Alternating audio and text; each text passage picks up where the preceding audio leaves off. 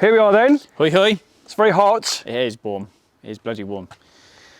And it is actually a Monday. Quite literally. I know. And I'm in a shitty mood, so. I'm going to move back. Yeah. I don't know why either. Just one of them things. Reading the comments section this week probably haven't helped. Might have something to do with it. Post-race come down. Yeah. Kate doesn't feel well either, so that's sort of like, it's never nice when you miss poorly, but. No. So anyway, let's get through the intro and we will regale you with crap. Like normal. We do it so well. Cheer me up, Dav, cheer me up.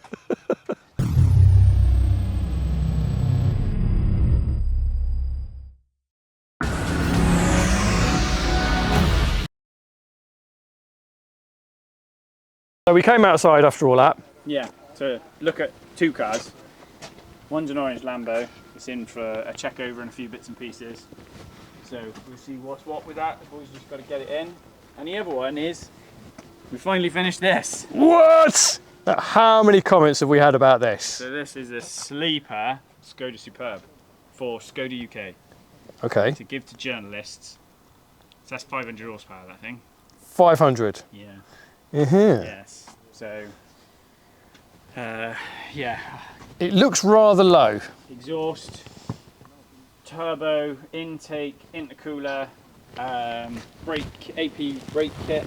Can't quite see them, but they are there. Big discs, lower arms, KW suspension, anti-roll bars, adjustable drop links, adjustable control arms. I am running out of what else we put on it. Loads of stuff. So yeah, it's trick. So this is basically, everyone hates the term, but it's a club sport spec Superb, like a ring taxi. Yes. I've built a ring taxi. And it is also a Skoda. It is. It's cool as well. Do you know what? I quite like this. And it's four-wheel drive. Four-wheel drive. Yeah. And to make it look, so we've done no body. Yep. Standard wheels. You just put a decent set of tyres on it, so it's on Advance. Over 52s. It's a Laurent and Clement. Is that how you say it? Big brakes. Yeah. Like Laurel and Hardy, but Laurel and Clement. So, yeah, it's cool, isn't it?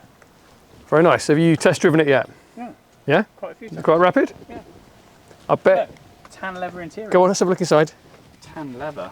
Ew. It is Gucci. It is, isn't it? So I'm guessing this is like the top of the range model they do, isn't it? Yeah, this is. This has got to be what? Getting on for. What they are. I wouldn't like to guess. I think they are £44,500. Sounds like you've looked. It's got everything. Yep. Roadside recognition. Yeah, it's got everything on it. Very nice. So when are they coming to pick up this bad boy? Next day or so, I think. Yeah? Yeah. And then is he going back to Skoda HQ and then straight to the ring? Straight to journos. Yeah, I think Harwell are having it first. Are they? So we'll see Mr. Matt Watson giving this a bee sting. So you'd never really know. No. It's always a bit suspect though when the plastic cover's missing. That kind of gives us away a little bit. And Elbow, intake pipe. net. So is this basically a Golf R engine? Yeah, pretty much. Yeah. Yeah. Yeah, DQ381 gearbox in it. Yep. And then we've just gone a bit crazy with it. It's quite cool. Happy days. So we can finally reveal.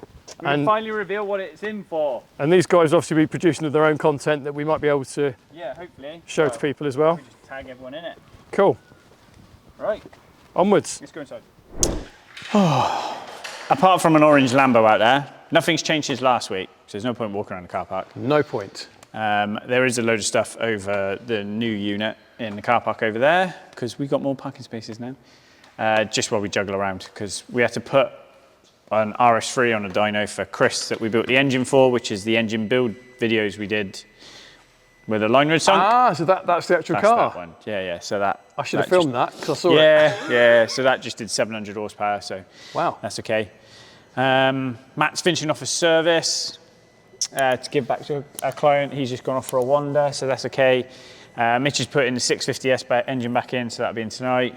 You're glad to get this one moved out, I bet.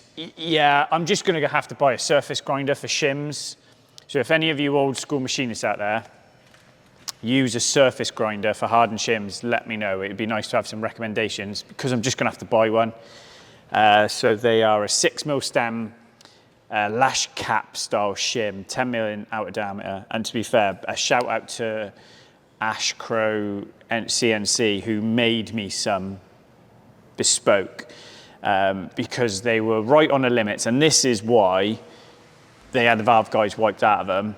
They were too tight, and McLaren only makes shims as small as 2.5mm, and everything was too tight because obviously work's been done in the past, and then it's wiped the guides out. So then we've obviously rebuilt the heads, put them all back together, realised that we need shims that are more like 2mm than 2.5. You can't get any. Maybe there's like a supplier out there who does them in size increments, like say you buy the sets for motorbikes, you can buy aftermarket sets for motorcycles. I couldn't find any.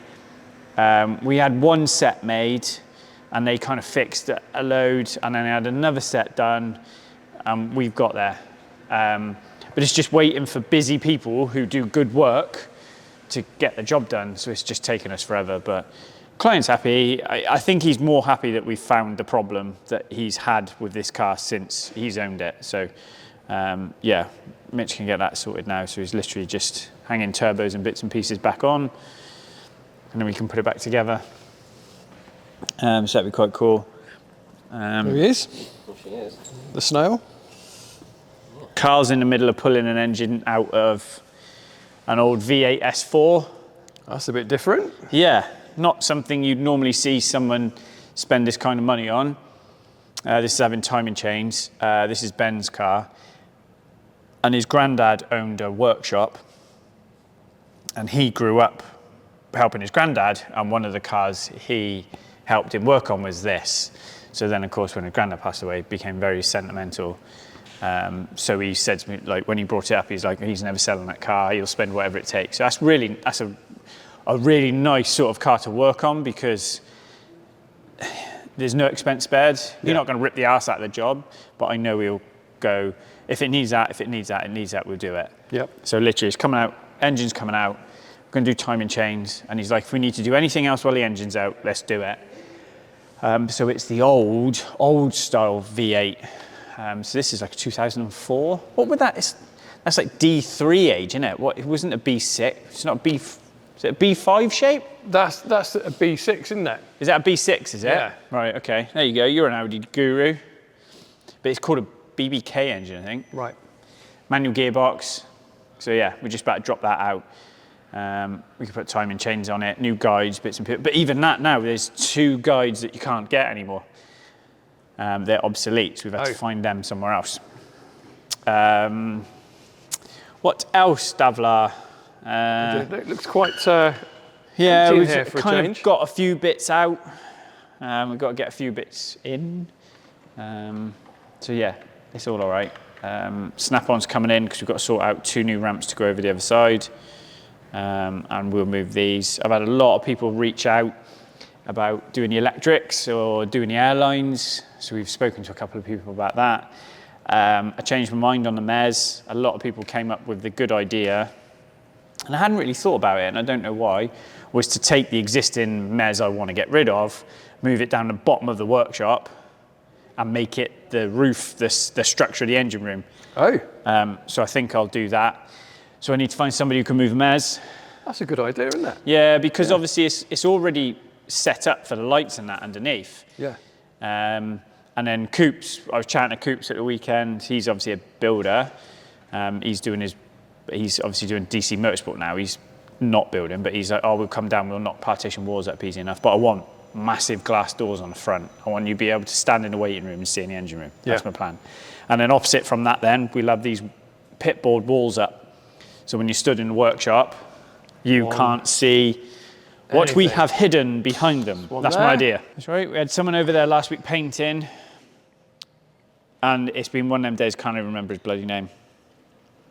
But bless him, he's been over there. So he's painted the 6 blocks that were high. So he's done all them for me. Yep. So I think he's back in there tomorrow to give them another coat. Kate and Callum are going in there to paint the office. One of George's sponsors, Town and Country Flooring, are coming up to look at the flooring in the office. So they did our house for us. So they're really good guys. And then I've just got, a couple of people coming to look at electrics. I've got a guy coming Wednesday, look at airlines. I think we're about right. I've got to get 2 new ramps. Yeah, it's making progress. Yeah, I don't want to sit here and hang around now. And a lot of people did actually say, if you're going to do it, just do it right the first time, because you'll always regret it. So like when I moved in here, I did without a compressor for ages. Yeah. So I'll leave that one here because that's a piston style one. Again, a lot of people said get a screw type. So I'll get a screw type of an onboard dryer. We'll put it at the back. And then we get airlines in, we'll put the drops in, stuff like that. So yeah, it'll be all right. So some good advice coming in the comments there. Yeah, it was good. Yeah. It was good. We had some absolute bells comment. It wouldn't be YouTube without comments like that, would it? No. And this could lead me onto another ramp about giving idiots soapboxes. But yeah, apparently I'm misogynistic to my wife. I can tell you I'm not, because I haven't got black eyes. She'd knock 7 bells out of me if she thought I was ever misogynistic, because that girl is all for girl power. 100%. She grew up in the Spice Girls era. Yep. Yeah, which was short Jerry Halliwell dresses and feisty kind of, yeah. So that was all right. What else? Oh yeah, the other thing. Right, I said I wanted tradesmen to come in and do business who didn't charge £1 million. That took an interesting little turn, that sort of comment line, where people don't listen. I said not £1 million, and what I meant by that is I would much rather give the work to a small businessman or a small business like this than a electrical PLC company who are going to come in and charge me £1 million. Because if you are that dumb that you're a tradesman and think people don't rip other people off, then what are you on about? In the same way that I'm not offended when people go, oh, garages rip you off, don't they? Because I know some do. So get your knickers out your ass, right? It is the wrong day for me to be going through these comments anyway. And also, get the tongue-in-cheekness. Yeah, I think that's a crucial point. I didn't say I wanted it cheap, because I don't want it cheap. Everybody wants the same, quality and value for money. I think we do that. I do think we do that. I am £90 an hour cheaper than Swindon Audi, so you can suck on that one. And I do better work. How much is Ferrari Swindon, do you reckon? 185. Is it 185? So yeah, so Swindon Audi then, at headline, is dearer than Ferrari. So yeah, so that was an interesting one. People, and it just went on and on and on. And to be fair, I had a lot of people defend me going, you haven't listened to what you've said, you've taken it out of context, which was, I said I didn't want someone to charge £1 million. And I would much rather give a small business the work than a big electrical, do you know what I mean? Yeah, multinational like the equivalent of Red Row houses, do you know what I mean? You wouldn't get Red Row houses in to do your house extension, would you? You'd get, you know, your friends who's a builder in to that sort of thing. Yeah. So that was my point there, but nobody's got a sense of humour anymore. You rip me off. I do. Yeah. Doesn't even know how much you charge me. He's probably got a point though. Yeah, but you rip me off. So free is too expensive, all right? So you've got to start paying me now if you want to film me, all right? Cool. Yeah. Yeah. I've got to go. Yeah. Maybe he's started to work it out. Maybe he's tried to work out how much, because I've always said you're more expensive than what I get paid on YouTube. So maybe he's tried to work out what I get paid on YouTube. Maybe he's done some man maths. Yeah, yeah. It doesn't work out. It doesn't work out. No. Because if you start looking at the value of YouTubers and what they apparently get paid, and then you work it out to me, I don't get paid that. Because your value on YouTube, your value increases as your following increases. So we've sort of gone through this, haven't we? Because we've pulled it to bits. Yeah. So when you're a smaller YouTube, your ad revenue is not as high for the same number of views than if you had 1 million subscribers. Yeah. Your value changes. So your remuneration changes. Yes, that was all right. What else? Well, who else pissed us off on the comments? What popped up? Did you see any? No? I think you've about covered it. People still mention you're swearing. Do they? And they're going to mention it today. And then somebody mentioned, they said, you need to have a word with your media guy because the sound kept cutting out. Yeah. Well, that was me. If he bleeps out anymore, it'll be mute. I thought there'll be a beep every 5 seconds at one point, so I'll just cut the sound. Matt went and supported a client at Silverstone. What is it? Silverstone Classic. Yeah, Silverstone Classic at the weekend. So he races in Mosler. And loads of people come up to him and was like, Matt, great to meet you. So I think that was quite cool. Matt was like, who are you? Seen you on YouTube. Yeah. So that's quite cool. Had a couple of people come down and see me at Brands because I was racing. So that's always quite nice. Get a lot of positive comments and stuff like that. So yeah, a lot of it is positive. Of it's course. the most, I think, is our most watched video, our most comments, our most interactions. But unfortunately, where there are people, there are dickheads. So, and that is what happens. There we go. But it's all right. So yeah, Brands was all right. Well, Saturday was all right. Yeah. Sunday, you had to sort of sail through an oil slick. Oh. Which brings me on to another rant, which I did start. So free practice Sunday morning. A bike obviously had an oil leak and it went through the left of Surtees at the back and tipped right into clearways, and it started leaking oil on the right. And then as it's tipped into clearways to come back down and to start finish straight, he's lost it and he's crashed and he's dropped oil, and the bike slid to the outside of the track but not left the track. So the oil it's dropping is running back down into the apex because it's slightly cambered inwards. Oh. And then like 6 bikes crashed on that. Straight down. And it was like strafe marks, mate, through it. And they've crashed and dropped their oil. Oh no. And then to top it all off, the ambulance drove through it. So literally they cement dusted it, and then apparently I'm responsible. So like the clerk of the course called me out, took me out there with Coops to go and look at it. I have no idea why they asked me to go and look.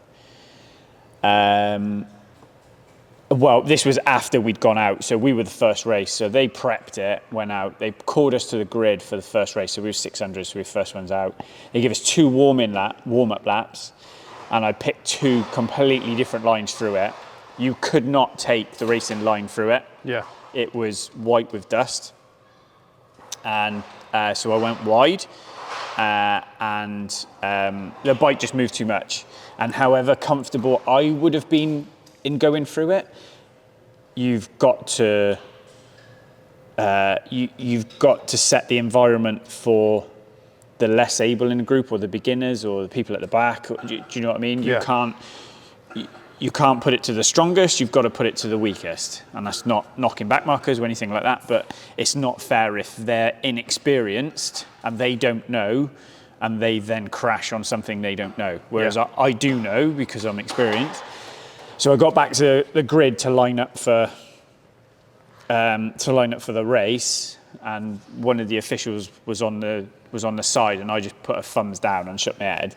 What I didn't realise was everybody else behind me was like that, trying to say no, because obviously people had some moments. So anyway, they pulled us off the grid. They asked me and Coops to go up there to have a look. And to be fair, then the race controller come out as well, and he had a look, and they made the decision to wash it. So he got the Bowser and the wash truck out and washed it. And it did make a massive difference, but it does mess with your head. Yeah. So we had the 600 first, and I'd done a 48.6 on the Saturday, which I'm chuffed with. I am chuffed with. That's the fastest I've ever been around there. Is it? Yeah. So 48.6. I was about 0.3 of a second off Morgan McLaren Wood, who rides for Coops in British Supersport. So he was there testing as well. So like Bob Collins, Morgan, and a couple of other 1,000 lads, they were like 48.3s, and I didn't quite have it. Yeah. So that was my plan for the Sunday. The Saturday, Morgan spanked my ass, mate. He took massive risk in the first 2 laps, like a second faster than me in the first 2 laps. And I got to a 49.0. I think I got 49.0. But every time I rolled through it and I was going to crack the gas to drive down and out, I was like, wife, house, kids, like it just knocks a tenth off you. Yeah. Which is all right. And then the Open, then I kind of got my act back together again. I got back down to sort of mid 48, so it was all right. It's just, I think when you're 19, like Blessed Morgan is in a 600 race, it was good on the Saturday. I was just a little bit off him. He beat me by 2 seconds on a 12-lap race on the Saturday. But yeah, on Sunday he spanked my ass. But I was better in the Open, to be fair, as well. But I don't think people realise how much it knocks, how early you've got to drive, or how hard you've got to drive, and how much your head just knocks that off. Yeah. So like, you're 19 years old, you don't pay your bills, you haven't got a mortgage to pay, you haven't got a business to run. So it's there should almost be like, you know, like in car racing where you get a handicap for your power. You should have that. You should have like a handicap for your race. So like at the end of the race, they take off like, right, yeah, because you're 40, you get 3 seconds off your race time. I'm all for that. Dead on. Here we go. Yeah. Controversial. Yeah. And then I'll whinge that I'm getting a handicap time and I don't want it. Hey, that's what will comment. Yeah. But no, it was good. It was a good weekend. Good. Max from Coombe had a nasty one. I saw Max earlier. Yeah. He looks okay. He's all right. I think the bike's a bit bashed up. So him and George were, his first lap, to be fair. They'd had a good ding-dong in the Open. Yeah, in the Open. So George won it. Max was second. I came 8th in that one. Can I just say there's a noble moving in the background on a trolley of people who've missed that. I haven't. There it is. Yeah, I haven't missed it at all. Yes, that was all right. Morgan was, I think Bob was 4th, Morgan was 6th, I was 8th.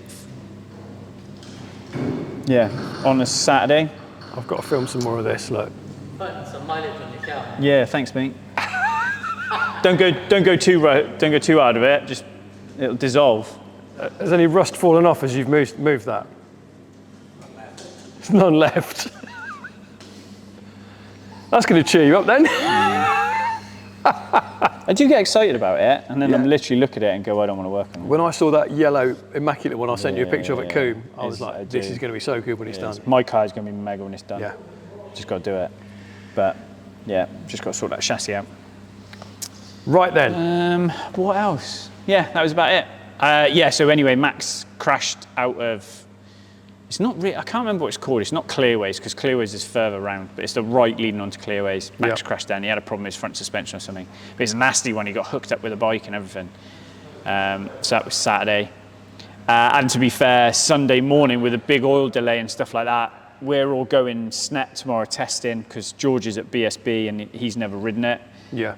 Dan's taking Morgan and Carter, and then me and Coops are going to go and show them how to ride bikes, basically. Is that tomorrow? Yeah. Okay. So we'll be doing the next video Wednesday, possibly. Yeah. And George just went, this ain't my fight, which is the right decision. However much you want to race, if he puts his Honda over the fence, he's a dick, because it's not his fight. Yeah. Mate, he's missed 4 races and he's still second in 2 championships by like 20 points. That's insane. Yeah. So he's dropped 100 points. Yeah. It's not his fight. He's got to be a British. So no point burning the tyres, no point putting mileage on the engine, put your bike in a van in one piece. Because he was going to go out Sunday to take lap record. Yeah. So he'd done the Open lap record, so he reset that to a 47.3, and the outright was a 47.2, and that's held by Deo. It is set in the power bikes, but obviously George had 2 shots to break it. Yeah. So if he sets it in the Open, he resets the Open lap record, but he sets the outright. So Josh has got the power bike and the outright, and then obviously if he sets it in the power bike. But Max crashing out, you kind of lose the push. Yeah. You've got nothing, do you know what I mean? It's hard to set a lap record pushing yourself. But then the other side of it is, what the hell's the point if there's risk? And the track wasn't prime, so there's risk. Very true, yeah. So he packed his toys up and went home. Fair play. So to plan his next trip to Ibiza. Oh, is it? Yeah. I said that to him. Yeah, if he hadn't gone to Ibiza in between a racing break, he'd have got his outright lap record. Too much partying on the White Isle. I know. I'm going to have to get Rach to send me his dancing videos. Yes, we'll drop those in. Yeah. So that's all funny. I see your 300 has just rolled into shot as well. Something else that's Doesn't move. on the back burner for the time being. I haven't even put a cam belt back on that. It's not very exciting though, is it, putting a cam belt on? It's not, but it's just more stuff I haven't got done. Yeah. Right, so we asked everybody after my unrealistic rant at what felt like a 6-year-old at a rock concert. So I broke an umbrella. If you haven't watched it, go back and watch it. But after my unrealistic rant, we asked everybody else to give us their unrealistic rants. So we have to recap that. We asked everybody to, after my unrealistic rant, to send us their unrealistic rants. Because if you haven't watched the video, go back and watch it. I lost my at a girl who put a brolly up at a Foo Fighters concert and blocked everyone's view, and then sent me into overdrive when she lifted it up further so she could lift her phone up to record, and we were all behind her and we couldn't see. And I had a weak moment and said some things I probably shouldn't have. But it was good fun. And I wasn't misogynistic in that either. I just told her she was an absolute belle. It wasn't sexist at all. She was just I'm sorry. What's the bloody meter called? I know when I'm in the right or the wrong, when Kate is either defending me or telling me I'm in the wrong. If Kate was sat there going, Rick, I'd know I was in the wrong. But Kate's telling her, so I'm like, I'm in the right here. That's fine. You got the go ahead. Yeah. Yeah. Right, Russ Baker stood in a long queue at customer service in B&Q. At the front was a man in his 60s with his wife in tow. He was loud and aggressive to the assistant and was claiming the paint he had bought was a quid cheaper at a store down the road, so wanted a price match. The assistant replied they'd have to check the price by phoning up said store. 60s fella replied that he was offended that the store didn't trust his word and wanted to make a complaint about their service and attitude towards him after a long rant.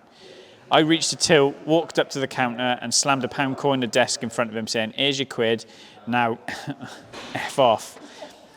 To cheers from the rest of the queue. I like that one. I love it when you get crowd support. Yeah. That. There's nothing, that's what I mean, see. It's like, I'm out on a limb here, who's going to throw me a rope? Yeah. Real BH. It definitely comes with age. I was walking a dog with my 15-year-old son and saw a bag of rubbish thrown out of a parked car window. I wasn't having that in a local park. I told my lad to hang fire as I calmly walked up to the car, just happened to be an A3, picked up the rubbish and tapped on their window. A youth who was practically lying down glared at me. I told him he dropped his rubbish and would he mind having it back and putting it in the bin. His mate was just about to have a go when he spotted my rather large German Shepherd. The driver took the bag from me and actually put it in the bin, which was 3 park spaces away. Win for the old timer, who's not quite 50 yet. Keep up the great content and on-point rants. Yeah, but that's, I agree with that. I think people don't call out other people when they're being disrespectful to all of us. Do you know what I mean? Like, we're too nice. I've started shouting at, well, I've done it for a long time, cars that speed through our housing estate. What, just randomly, like you're sat in your living room watching your telly and you hear a car go past and you're like, who was the old vicar at Vicar of Dibley, at Father Ted? What? Vic, ours, girls, Father Jack. You're that guy? Or do you mean you actually run outside? No, I'm walking in the street. Right, okay. Some knobhead goes, Yeah. like, fucking slow down. Right, okay. And then you're not like in the bathroom with your, dressing gown on, chasing him down with your little truncheon aloft. With a single bollock hanging out. Yeah. You're gonna have to beep a lot of this as well. I am. Gaz Moby, I did a lap around a small car park last week and there was only 1 space left, but it was unusable as a plank in an electric BMW had parked a foot over the white line. Fortunately, as I stopped to size up the impossible gap, the driver came walking over with an armful of food. I then asked him if he was any good at colouring it in as a child because he was shit at keeping his car between the lines and maybe needed a few more parking lessons. My wife was mortified, but I felt he needed to shame in. I agree with you there completely. I would have gone 1 step more and parked my car so close that a layer of paint would have been a bigger gap than what I'd left him. So it absolutely drives me wild when people do that. Yes. So I'll give you that. I don't get road rage, but people who don't thank you when you've left them through. Oh. Am I the only one? No? Yeah. You see? So even Michelle We're in agrees agreement. as well. That right? drives me. You stop. You're now 3 seconds closer to dying that you have handed to someone to let them through, so they get the super sarcastic wave, and I C-bomb them normally. I don't get. I'm cool. If you cut me up, I'm fine with that. Yeah. Racing's racing. Do it all the time. Yeah. You know, smashed a couple of people up on a weekend. I'm fine with that. Yeah. When you don't have the manners after you've done it, that's a different thing. I think this is Vinch 3NZ. When your other half pissed you off. Had a barbecue recently, spent a fortune on food and some really lovely bread. I cooked, like you do as a man, the barbecue food to perfection. That's not my words, that's his. Yeah, hang on, we'll be in trouble again. I know. The other half's task was to boil new potatoes and cook the bread in the oven. Right, I feel like I'm seriously walking a tightrope here, so this is not me, I say again. Walked in after my stuff was done to smoke coming out of the oven with the bread in, burnt to a crisp. I suggested we put some more in and try again, as there a timer in the oven, so use it. Cut to 10 minutes later, smoke filling the house, and yes, she didn't put the timer on, had it on full power. On phone on Insta. So went out of the house as I was annoyed. Apparently my fault, sleep another bedroom time. Yeah, I would have been told, do it yourself if 100%. if I had lodged a complaint at that particular. Yes. That's a hard one there, mate. I think you flirted with the line. I think he's probably gone over the edge there. Yeah, yeah. Can we put a disclaimer here? We hereby accept no responsibility. I might just cut that bit out. Robert Widrington. Ricky, as you know, I was at Le Mans for the race at the weekend, and my group got to the edge of the track at Indianapolis corner at 6:45 to set out our seats. We sat there until race starts at 4 o'clock, and 10 minutes into the race, a French group of 3 20-somethings and 2 dads pushed through the 4 lines of chairs behind us and tried to stand in front of me. I politely asked one of the 20-year-olds to move, and he pretended he didn't understand. So a nice French man sitting near me stood up and explained to him that he needed to move. The village idiot told him where to go, and I had a red mist moment. I tapped him on the shoulder repeatedly until he turned round and said he didn't understand, so I gestured that I'd punch him in the head. Perhaps that would help. At this point, we were nose to nose, and the dad dragged him away to sit elsewhere before I carried out my promise. Language barrier, my ass. Yeah, see, that, like, maybe not quite to the rev limit I went to, but yeah. Like, I get your point. The thing is, how many people would have just let that slide? Oh. And ruined their own time there that they patiently waited for to not do that. Yeah. I did it yesterday. We were driving back from Brands, and we stopped at Cobham Services, and they make you walk through these stupid roller coaster turnstile queue things now, don't they? Yeah. So I queued up. I was like 6 in a queue. Got to my front. Guy walked in the exit doors and walked straight up to till. I went, mate, what are you doing? There's a queue. And like by that time, you kind of paid. And he went, oh, I didn't know. Yeah, whatever, mate, dickhead. People with no manners, mate. It does me head. Graham Clifton. Great rant, Ricky. Since I hit 50, my tolerance level with people being twats has vanished. I was out with my wife and family for a lovely Sunday afternoon walk in a local park. Beautiful day, and a group of teenagers had decided to block the path with their bikes while they sat on a bench chatting. I asked them to move their bikes and was told to walk around them. After the first bike flew into the trees, they realised I was seriously and quickly moved the rest. At this point, my wife rolled her eyes and I got that look, did you have to? I so enjoyed my pint after our walk, and my granddaughter gave me a high five.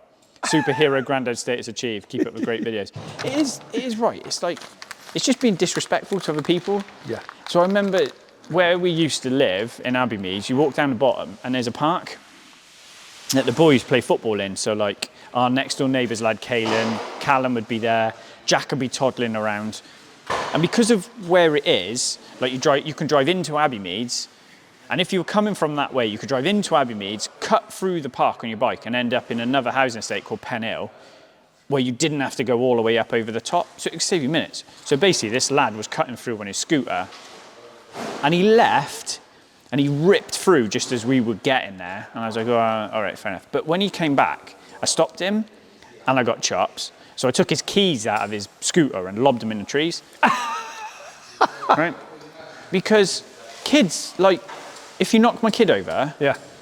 you losing your keys is the worst of your problems. Yeah. Do you know what I mean? It's like, yeah, and this is a problem because nobody calls out. Everyone's too nice and nobody calls out dickhead moments. So we need to start a group. We do. We need to start a group. What are we going to call it? I don't know. It's going to have its own YouTube channel, isn't it? Vigilante something. Yeah. That must be, that is an Instagram page, mate. You know where you get all these Instagram pages where it's like blokes being stupid or, you know, karma. Yeah. We need to do one where it's like standing up for the good. Oh, now we're talking. Do you know what I mean? Right. Let us know in the comments what you think we should call it. We'll have a think as well. Right. And I'm going to set that up. What should we call it? Yeah, we yeah. will set that up.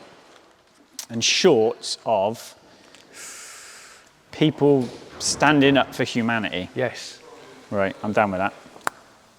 So, that is it pretty much.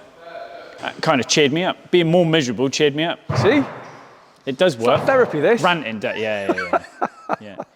But this is like, what's that film where it was not Michael Keaton? He absolutely loses his mind in a traffic jam, goes on a rampage.